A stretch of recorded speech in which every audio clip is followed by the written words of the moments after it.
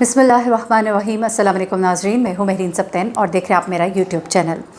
नाज़रीन, ज़हरा और ज़हीर का केस जो है वो बड़ा कॉम्प्लिकेटेड इसलिए होता जा रहा है कि जिस तेज़ी के साथ ये एक इलाके से दूसरे इलाके में या तो घूम रहे हैं या फिर ये एक मखसूस जगह पर मौजूद है, लेकिन इनकी लोकेशन को डी ट्रैक करने के लिए मुख्तलिफ़ जगहों पर शो कराया जा रहा है। वो तरीक़ाकार मैंने आपको बता दिया। इनका तरीक़ा वारदात क्या है कि दुआ ज़हीर या उसकी वालदा, दुआ के पास तो कोई मोबाइल नहीं है, ज़हीर या उसकी वालदा या उसके रिश्तेदार में से किसी का एक मोबाइल किसी ऐसी जगह जाके ऑन कर दिया जाता है जिससे पुलिस जो है पूरी की पूरी उस इलाके में पहुंच जाती है और छापे मारना शुरू कर देती है। लेकिन पता लगता है कि वो कहीं पर भी नहीं मौजूद, और अगर कहीं पर उनकी निशानियां मिलती भी हैं तो वो वहाँ से कुछ देर पहले ही फरार हो चुके होते हैं। लेकिन इस पर भी गुमान गालिब है कि ऐसा भी हो सकता है कि उनकी चीज़ें जानबूझकर वहाँ पर छोड़ दी जाती हैं, क्योंकि हम इतनी ज़्यादा क्राइम रिपोर्टर्स और इन्वेस्टिगेटिव रिपोर्टिंग कर करके हमें भी कुछ चीज़ों का पता है। जिसमें मेरी अब बात हो रही थी, एक बहुत ही हमारे दुनिया न्यूज़ के इन्वेस्टिगेटिव रिपोर्टर है, उन्होंने कहा कि ये भी हो सकता है कि ये वहाँ पर कपड़े भी उनके जानबूझ के छोड़ के गए ताकि ऐसा गुमान गुजरे कि वो वाकई केपी के इलाके में है, पुलिस वही मानसहरा उन्हीं इलाकों में घूमती रहे,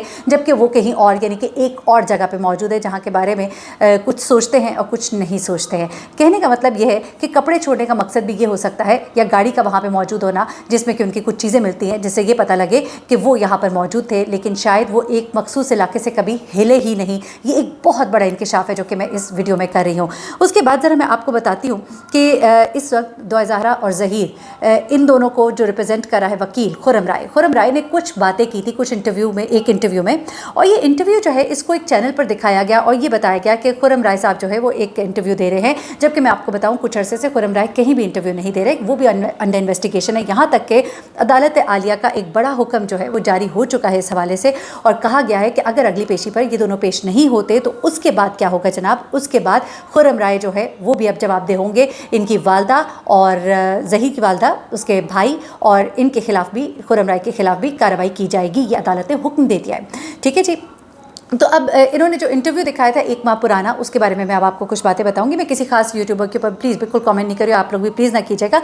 मैं सिर्फ ये बताना चाह रही हूँ कि ये इंटरव्यू महीने पुराना है, पूरा 1 मंथ बैक मैंने पूरा जाके देखा उस चैनल पे जहाँ से इसको कोट किया गया था। 1 महीने पहले का ये इंटरव्यू है, उसमें इन्होंने कुछ बातें कही, ज़रा मैं उनके आपको आज प्रूफ के साथ जवाब देती हूँ। अच्छा, दुआ ज़हरा के वकील से, ज़हीर के वकील से जब सवाल किया गया कि आपने इन बच्चों की जो शादी की इस पर बड़ा क्वेश्चन है कि जी 18 साल उसकी उम्र नहीं थी, आपने किस बुनियाद पर किया, तो ये कहते हैं जी मुझे तसल्ली कराई गई कि मेरी उम्र 18 साल है। भाई कोई भी बच्ची आके कह देगी कुछ भी तो आप उसको मान जाएंगे। अच्छा, वो कहते हैं जी उसने, दुआ ज़हरा ने डॉक्यूमेंट्स को निगेट किया है और उसने कहा है कि मेरे वालिद ने मेरी उम्र कम लिखवाई थी, हमारे मुआशरे में ऐसा होता है, हर बच्चे की उम्र जो है 1 साल या 2 साल कम लिखवाई जाती है, इसलिए उन्होंने कहा कि हमने भी मान लिया। अच्छा, उसके बाद जब सवाल किया गया कि भाई डॉक्यूमेंट्स पर अदालत चलती है ना, पासपोर्ट वगैरह वीज़े वगैरह इसी पर मिलते हैं, तो उसके डॉक्यूमेंट के मुताबिक वो उसकी उम्र 14 साल है, तो कहते हैं वो डॉक्यूमेंट आप सामने लाएं। जब दुआ निकाह के लिए मेरे पास आई, वकील साहब कहते हैं, तो उस वक्त उसके पास कोविड का कार्ड था जिस पर दुआ की उम्र 16 साल बन रही थी। अब मैं आपको बताऊँ ये इतना बड़ा झूठ है, इतना बड़ा झूठ है। कोविड का कार्ड, अच्छा वो दुआ ज़हरा जो अपना कोई भी चीज़ घर से लेकर नहीं निकली, पाँव में जूता वो टूटा हुआ पहन के गई, घर में एनके अपनी भूल गई, अपने कपड़े तक नहीं लेके गई, घर से पैसे तक नहीं लेके गई, कुछ भी नहीं लेके गई ना, तो वो दुआ ज़हरा जो है घर से कोविड का कार्ड लेकर आई। अच्छा चले ठीक है, कोई प्लानिंग में शामिल होगा। अगर कोविड का कार्ड लेकर भी आई तो उसके वालिद ने मुझे बाकायदा कोविड का कार्ड उसका दिखाया है जिसमें तारीख ये जो बता रहे हैं ना उम्र 16 साल, उसके मुताबिक उम्र उसकी अभी 14 साल भी नहीं हुई थी, जबकि वो कोविड की वैक्सीनेशन से लगी हुई है, तो उसकी जो वैक्सीनेशन के मुताबिक उसकी उम्र जो है उस वक्त 13 साल थी जब उसकी वैक्सीनेशन हुई है। तो ये कितना बड़ा झूठ है। वो कोविड का जो कार्ड है वो बाकायदा वहाँ पे जाली बनवाया गया है। ये दुआ ज़हरा के वालिद ने बाकायदा मुझे ये बात बताई है कि इन्होंने ये बाकायदा कार्ड बनवाया घर से, तो वो कोई सा का कार्ड कहते हैं, फाइल सारी मेरे पास है, कागजात मेरे पास है, बच्ची को तो पता भी नहीं कि ये चीज़ें कहाँ हैं। तो ये किस तरह से, ये आप समझिए ज़रा इस चीज़ को, पूरा इसको प्लान किया जाता है। अच्छा, उसके बाद क्या होता है, वो कहते हैं कि पंजाब का कानून जो है उसके मुताबिक 16 साल होनी चाहिए। भाई उसकी तो 16 भी नहीं बनती ना, मज़े की बात ये कि ये तो 16 भी नहीं बनती। ठीक है, उसके बाद यानी कि वो जो बातें कर रहे हैं, ठीक है, तो कहते जी और इस्लाम के मुताबिक तो ये शादी जायज़ है, नाजायज़ नहीं है, क्योंकि कानून कहता है कि लड़की अपनी खुद वली होती है, अगर वो बालिग है तो वो तो बालिग है ही नहीं, नंबर 1। तो नंबर 2 ये कि शरीयत के मुताबिक मुख्तलिफ लॉज़ है, आप उनको अगर स्टडी करें, ठीक है, आपका कानून क्या कह रहा है और एक शरीयत क्या कह रही है, इन चीज़ों को चले साइड पर रख देते हैं। अच्छा, اس کے بعد ان سے یہ سوال کیا گیا کہ بھائی آپ نہیں سمجھتے کہ آپ کی کوئی نیگلیجنس ہے کہ آپ نے کوئی آئی ڈی کارڈ نہیں مانگا، آپ نے اس سے کوئی چیز نہیں مانگی، یہ نہیں پوچھا بیٹا آپ کے والدین کدھر ہے، گھر والے کدھر ہے، آپ نے گھر والوں کو نہیں بلایا؟ تو بڑے مزے کی بات ہے، وہ کہتے ہیں جی آئی ڈی کارڈ جو ہے اس کے پاس تھا نہیں، اس نے مجھے بتا دیا تھا، اس نے مجھے بتا دیا تھا۔ اچھا وکیل صاحب کی ساری جو گفتگو ہے نا اس بات کی گرد گھوم رہی ہے کہ اس نے مجھے بتا دیا تھا۔ آج آپ کے پاس کوئی بھی آ کے یعنی کہ آج کے بعد سے کچھ بھی کہے گا تو آپ مان لیا کریں گے کیونکہ اس نے آپ کو بتا دیا تھا، ٹھیک ہے نا۔ پھر وہ کہتے ہیں کہ دعا کے پاس آئی ڈی کارڈ نہیں ہے، عدالت نے پہلے آئی ڈی کارڈ نہیں مانگا، عدالت نے دعا سے آئی ڈی کارڈ پوچھا تھا، اس نے کہا کہ اس کا آئی ڈی کارڈ تو بنا ہی نہیں ہے۔ ٹھیک ہے چلے 16 سال کی تو آئی ڈی کارڈ تو بنا ہی نہیں نا، لیکن کوئی ایک بے فارم ہوتا ہے، کوئی اور چیز ہوتی ہے نا، اس کے پاس تو بے فارم بھی نہیں تھا، آپ نے تو بے فارم کا اس انٹرویو میں ذکر ہی نہیں کیا۔ اس کے بعد وہ کہتے ہیں کہ ہمارا تو ایک پروسیجر ہوتا ہے، اگر آئی ڈی کارڈ نہ ہو تو ہم تصویر لگا دیتے آئیڈینٹیفیکیشن کے لیے، اور کوئی بھی ہم مطلب تصویر لگا کے ہم تاکہ کوئی ابہام نہ رہے کہ یہ شادی اسی لڑکی کی ہوئی تھی۔ اچھا اس کے بعد ان سے پوچھا گیا کہ بھائی آپ نے زہی کے والدین کو یا دعا کے والدین کو کوئی کہا، کہتے ہیں کہ بچوں کے والدین کو آپ نے کچھ پوچھا کہ نہیں پوچھا؟ جب ان سے یہ سوال کیا گیا تو وہ کہتے ہیں میں نے زہیر کے والدین کو پوچھا تھا۔ اچھا سوال جواب کتنا مزے سے دے دیا کہ جی میں نے زہیر کے والدین کو بتا دیا تھا، ان کو پتہ لگ گیا۔ جی والدین کون سے؟ بھائی اس کے والدین ہیں، بھائی اور کزن آ گئے، یعنی کہ لڑکے چھڑے چھانٹ بلاؤ اور لوگوں کی بچیاں جو شادیاں کرا کے آگے بھیجتے جاؤ۔ کیا میں کہتی ہوں شاندار کام ہے ویسے، واقعی سچی میں یقین آ گیا مجھے کہ یہ ہمارے ہاں اگر اس طرح سے ہمارے وکلا کرتے ہیں نا ماشاءاللہ تو پھر ہماری بچیاں واقعی غیر محفوظ ہیں۔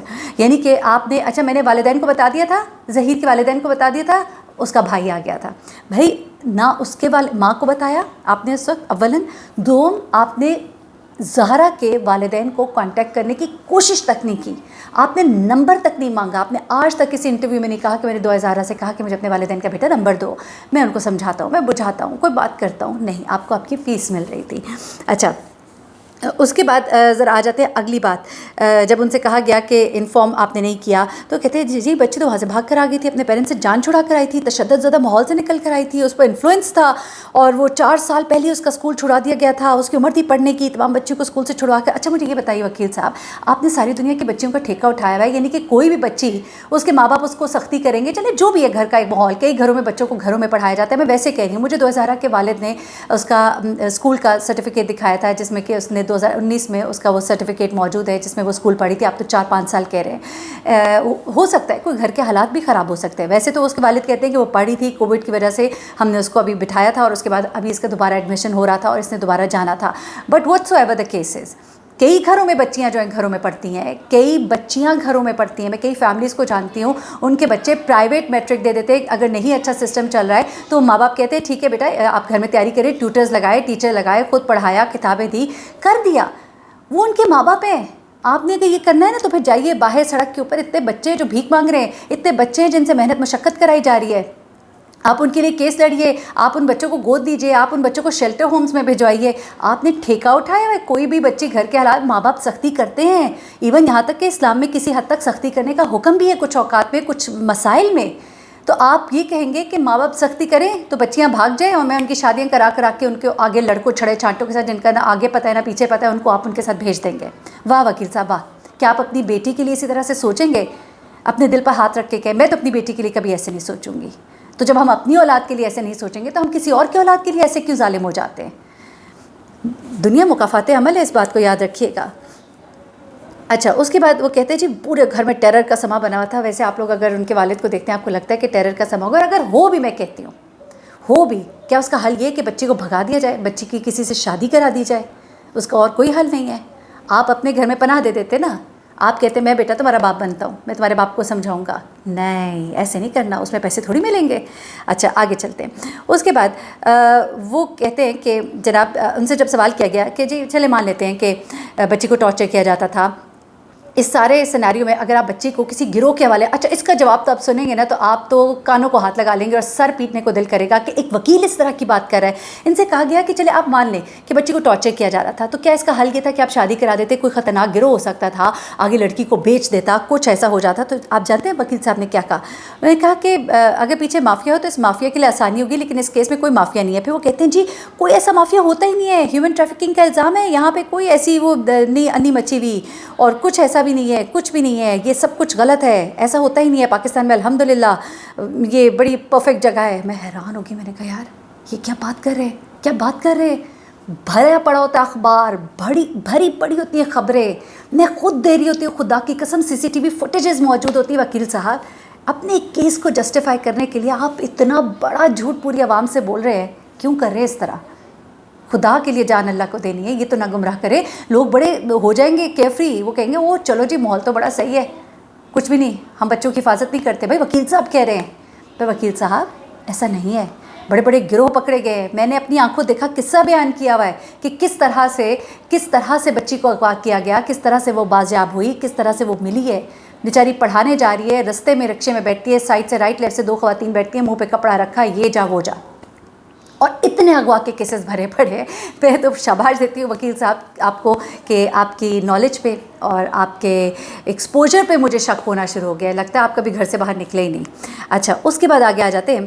پھر انہوں نے کہا کہ جی ایسے دن نہیں آئے، آپ تو ایزمپشنز پہ باتیں کر رہے ہیں، اللہ کرے گا نہیں. اچھا وہ کہتے ہیں ایسا کوئی گروہ ہمارے معاشرے میں کام نہیں کر رہا. اللہ کی قسم میں کہتی ہوں، اس کے بعد تو میں وکیل صاحب کو نہ دوبارہ ان کو میں کہتی ہوں کسی کو انٹرویو نہیں لینا چاہیے ان کا. اچھا پھر 2000 کے والد کہا گیا کہ وہ آ رہے ہیں، انہوں نے کہا میں لاہور ہائی کورٹ میں پٹیشن دائر کروں گا. یہ پرانا 1 ماہ پرانا ہے، تو آپ اس حوالے سے کیا کریں گے؟ تو وہ کہتے ہیں جی فی الحال تو میرے علم میں کوئی نہیں کہ اس کا والد آ رہا ہے کہ نہیں آ رہا ہے، پٹیشن فائل کر رہا ہے کہ نہیں کر رہا ہے، کر بھی لیتے ہیں پھر دعا کی مرضی ہے، جانا چاہتی ہے تو چلی جائے. ارے بھائی دعا کی کیا مرضی، عدالت کے لیے لے کر آئے. نہیں لے کر آئیں گے نا تو آپ کے خلاف بھی کارروائی ہوگی، کیونکہ غلط تو آپ نے بھی کیا ہے، یہ تو عدالت بھی مان رہی ہے. ورنہ کون کہتا ہے وکیل کو کہ آپ کے خلاف کارروائی ہوگی؟ سن رہے ہیں نا آپ میری بات؟ یقیناً آپ میرا پروگرام ضرور دیکھیں گے.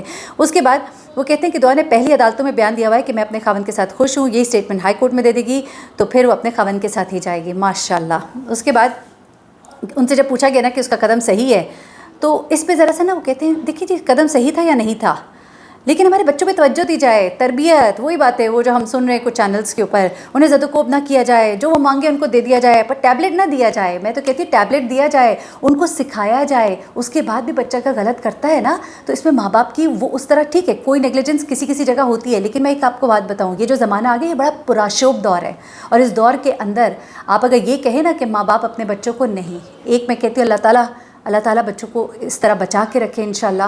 اس کے بعد بچوں کی تربیت تو کرنی پڑتی ہے، اس کے بعد بھی کوئی پتہ نہیں ہوتا. میں ایک مثال بار بار دیتی ہوں، حضرت نوح علیہ السلام کے گھر ان کا اپنا بیٹا ایک نبی اللہ ہے، اللہ کے نبی ہے، ان کے بیٹے جو ہیں وہ نہیں راہ حق پر آئے.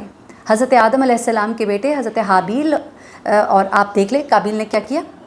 تو آپ کے سامنے بہت مثالیں موجود ہیں.